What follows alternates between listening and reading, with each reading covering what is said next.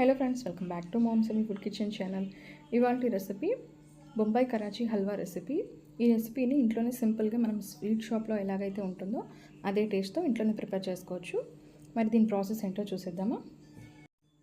ముందుగా ఒక mixing bowl తీసుకోవాలి. ఆ మిక్సింగ్ బౌల్లోకి 1 కప్ వరకు కార్న్ఫ్లోర్ని, మొక్కజొన్న పిండి 1 కప్ వరకు తీసుకోవాలి. 1 కప్ కార్న్ఫ్లోర్ పిండి తీసుకొని ఇందులోకి వాటర్ యాడ్ చేసుకొని లిక్విడ్ లాగా మిక్స్ చేసుకోవాలి. 1 కప్ కార్న్ఫ్లోర్ పిండికి 1.5 కప్ వరకు వాటర్ తీసుకోవాలి. వాటర్ యాడ్ చేసుకొని ఈ పిండిలో మిక్స్ చేసుకోవాలి. మనకి కన్సిస్టెన్సీ అనేది లిక్విడ్ లాగా ఫామ్ అవుతే సరిపోతుంది. ఇందులో అసలు లంప్స్ లేకుండా పిండి ముద్దలుగా కాకుండా పర్ఫెక్ట్గా లిక్విడ్ లాగా వచ్చే విధంగా మిక్స్ చేసుకోవాలి. ఇలా మిక్స్ చేసుకొని ఈ పిండి బౌల్ని పక్కన పెట్టేసుకోవాలి. నెక్స్ట్ స్టవ్ ఆన్ చేసుకొని స్టవ్ మీద ఒక ప్యాన్ హీట్ చేసుకోవాలి. ప్యాన్ హీట్ అయిన తర్వాత ఇందులోకి 1 కప్ వరకు షుగర్ తీసుకోవాలి. 1 కప్ షుగర్కి 3/4 కప్ వాటర్ తీసుకోవాలి. ఇప్పుడు ఈ షుగర్ని మెల్ట్ చేసుకోవాలి.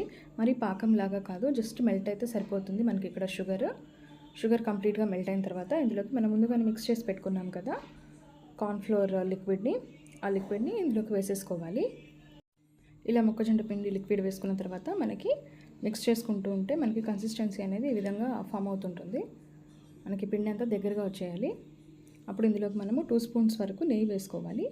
ఇలా నెయ్యి వేసుకోవడం వలన మనకి పిండి అనేది స్టిక్కీగా అవ్వకుండా ముద్దలాగా ఫామ్ అవుతుందన్నమాట. నెయ్యి వేసుకొని మిక్స్ చేస్తూ ఉండాలి. అలా మిక్స్ చేయకుండా ఉంటే మనకి పిండి అనేది కింద మాడిపోతుంటుంది. సో మిక్స్ చేసుకుంటూనే ఉండాలి. ప్రాసెస్ మొత్తం ఇక్కడ మిక్స్ చేస్తూనే ఉండాలి. కానీ మనకి ఈజీగా 10 మినిట్స్లో ప్రిపేర్ అయిపోతుంది అనమాట హల్వా రెసిపీ. సో ఇలా మిక్స్ చేసుకున్న తర్వాత ఇందులోకి మనము ఫుడ్ కలర్ని యాడ్ చేసుకోవాలి. ఇక్కడ నేను ఆరెంజ్ రెడ్ ఫుడ్ కలర్ని యాడ్ చేస్తున్నాను. మీరు గ్రీన్ కానీ ఎల్లో కానీ ఏ ఫుడ్ కలర్ అయినా కూడా యాడ్ చేసుకోవచ్చు.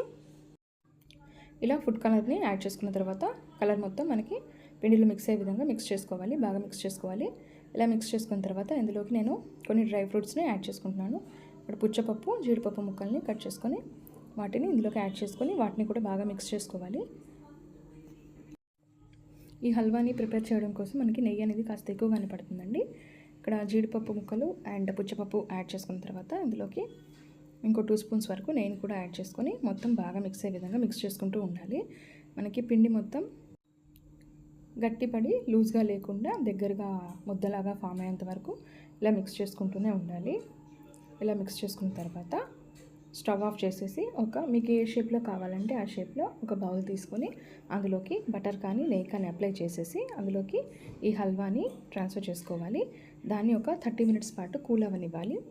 30 మినిట్స్ కూల్ అయిన తర్వాత ఆ బౌల్లో నుంచి ప్లేట్లోకి హల్వాని వేసేసుకోవాలి. ఇలాగా ప్లేట్లోకి హల్వాని వేసుకున్న తర్వాత మనకి ఏ షేప్లో కావాలంటే ఆ షేప్లో నైఫ్తో పీసెస్ లాగా కట్ చేసుకోవాలి.